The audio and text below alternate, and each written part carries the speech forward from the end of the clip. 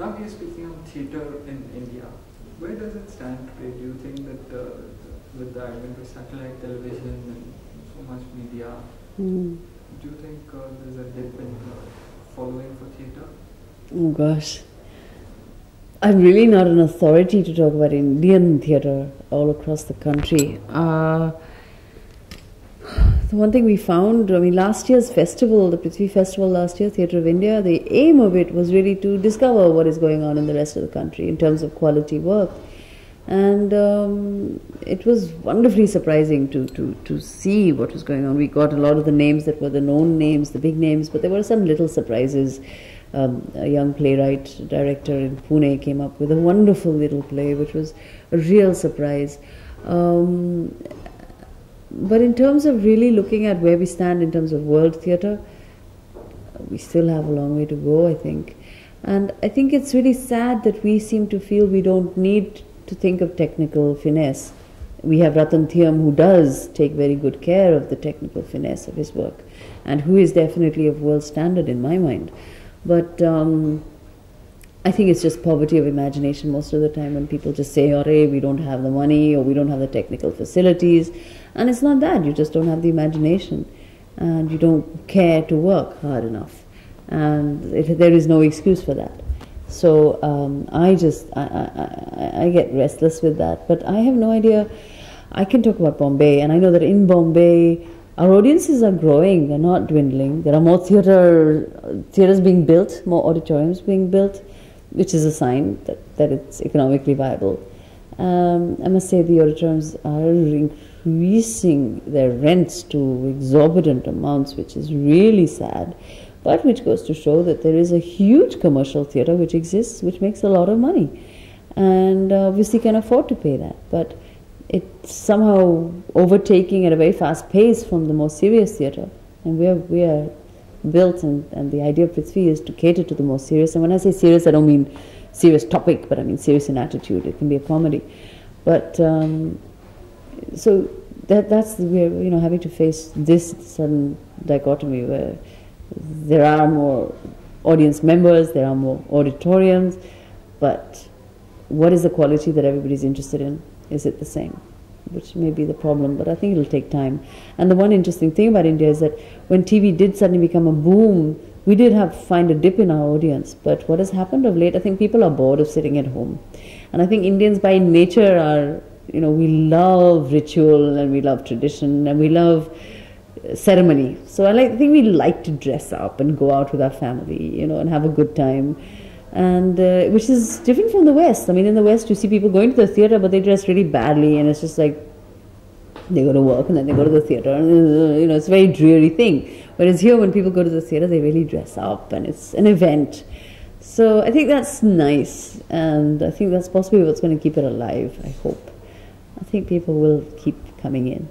I think theatre needs state patronage. Definitely. It does all over the world. Theatre like ours, which is not commercially hugely successful theatre, everywhere it's supported. But I guess our country has a lot of important things to deal with, My only grouse is that, well, that's in every field. Our bureaucracy and our systems are such that people aren't answerable and aren't accountable for what they decide to do.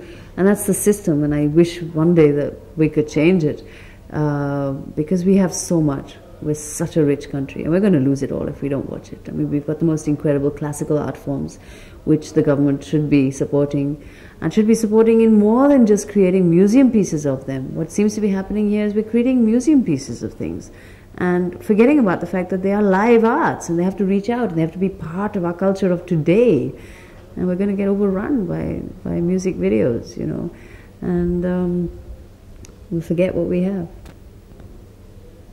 How do you manage to survive without state patronage? We've been supported by the government slightly in the past. This year we've got the ICCR supporting our festival, which is the first time we've had an association of this sort, which is really deeply encouraging. But we have been supported in bits and pieces. But the point is that we've never had a long-term association with the government because it's just been so tiresome to deal with the changing governments and with people who keep changing their minds, and one can never figure out what the system is. But therefore we go to the corporate houses, and we've been really fortunate the last year, and last year's festival and this year's festival has been supported by Max Touch Cultural Heritage Series, and it's a very, very good tie-up. We both think the same. We don't have a battle of whose name comes bigger and whose name is smaller. That doesn't seem to be the purpose. Our purpose and our aim is one, and there's no interference. The other thing that happens with state patronage of a lot of festivals that I know about is suddenly you get a little babu from Delhi calling you and telling you that you have to invite this singer or this theatre wala or something like that, and that's just not on. You don't do that. You don't behave like you belong, that the festival is yours, that you take over just because you pay for it, whether you're the government or whether you're a patron. And so just like theatre has a long way to go, I think our government has a long way to go as well. Do you think we need to change the form and content of theatre to attract more crowds? Do you think that something is missing on those fronts? I'm not so sure if we need to change our form and content. I think we need to look more at... I think our form and content will automatically change if we know what we're doing. And I think what happens... What the biggest question theatre people face today, and I'm not sure that all of them are facing it. That's the problem. They should be facing the question of trying to reallocate and re-realize what the importance of theatre is in this electronic medium that we're living in. I mean, we're being bombarded at every venue, at every moment with the electronic media, and we've got to sort of reinvent why we exist, and we've got to discover what the importance of the live performing art is, what our relevance is. And it'll change. It has to change. We can't keep doing 50-year-old productions or 100-year-old productions, and if we do, we've got to reinterpret them and make them valid. And then who is our audience? You have to keep validating that and finding out about that. I mean, I would love... I went down Chowpatty Beach the other day and there was a Ram Leela going on, and it was beautiful, the audience that was there. Whole families. And why can they not come into a theatre? Why can they not be exposed? If they were in their village, they would see their folk theatre. They would see their traditional theatre that takes place. But why can't they come into an auditorium like this? They go to a cinema. One day, perhaps it'll help. It'll work. I don't know. Big extravaganzas. It's wonderful that Amir has managed to get, the backing and managed to do what he did. Because I think the one thing that he managed to do is he managed to get people who've never been to see a play ever in their life. He managed to get them to spend $500 or $1,000 for a ticket to go and see a play. But he didn't reach out to the masses. So, I mean, that's not going to cultivate any mass audience, because he didn't do shows that were cheap, that were affordable. My constant concern is it always boils down to quality again. So whether it's a big production like that, or whether it's a production with film stars, or whether it's a production that's really poor, is it of a good quality? And that's where I have a problem. I don't think it is of a good quality. So perhaps it's better that it doesn't exist than introduce an audience, because Hindi films have a wonderful audience, but they're terrible, most of them. So you're cultivating a great audience there, but are you cultivating an audience that is can differentiate between what is good and what is bad? Are you cultivating an audience that has the ability to decide what is good and bad? And people have a responsibility, I think, to that. I think film stars have a responsibility to that. They don't always take it. Do you think technology and special effects are overwhelming stage crew? They don't need to, but I mean, the most important thing is the stagecraft. The technology is additional to that. I must say I haven't seen Phantom of the Opera and Cats and all these great big extravaganzas of the West, so I don't know how they work. But I've seen some incredible performances which are technically very, very brilliant.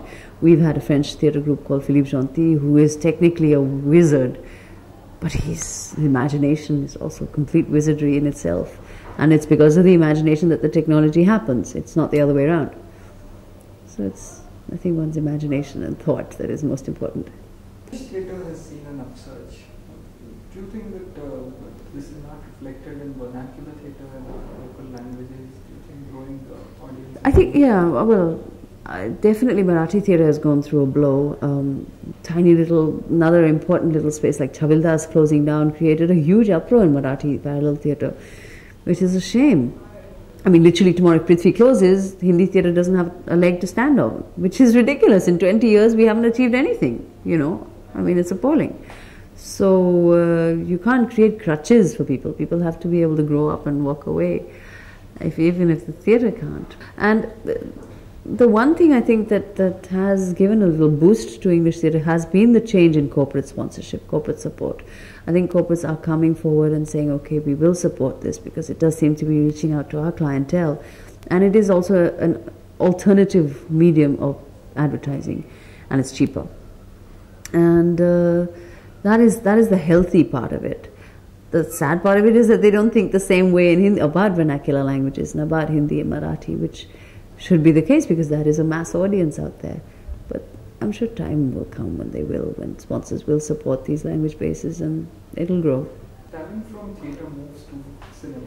The best of talent from theatre moves to cinema. But doesn't always come back, return, give something to theatre.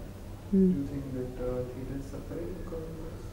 Well, it definitely has suffered. I mean, when my Prithvi Kapoor, my grandfather, had his theatre company, a lot of his writers used to write original scripts for him, and actors as well. They all went into cinema when cinema became a big boom, and theatre died out because of the economics weren't viable. And even in the 70s, then you had writers and actors going into cinema. But I think what is happening now is that because TV is becoming such a quick turnover, access to a good livelihood, people are now wanting to come back to theatre because that really is where the satisfaction is and where the immediate rapport is. You don't have to wait for a film release, you feel your audience right there. So I think for anybody who's really tasted the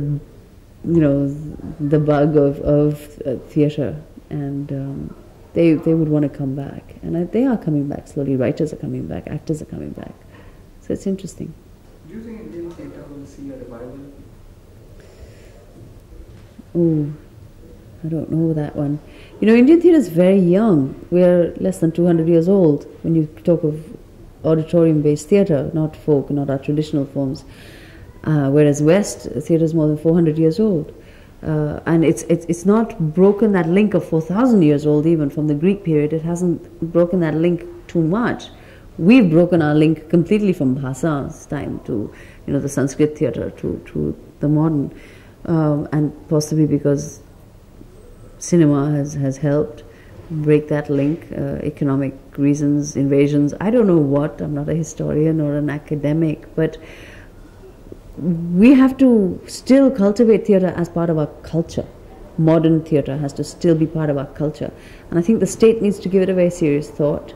It needs to be part of the curriculum in schools, in colleges, in a very serious way, And I think then it could work. It is very much part of Maharashtrian life.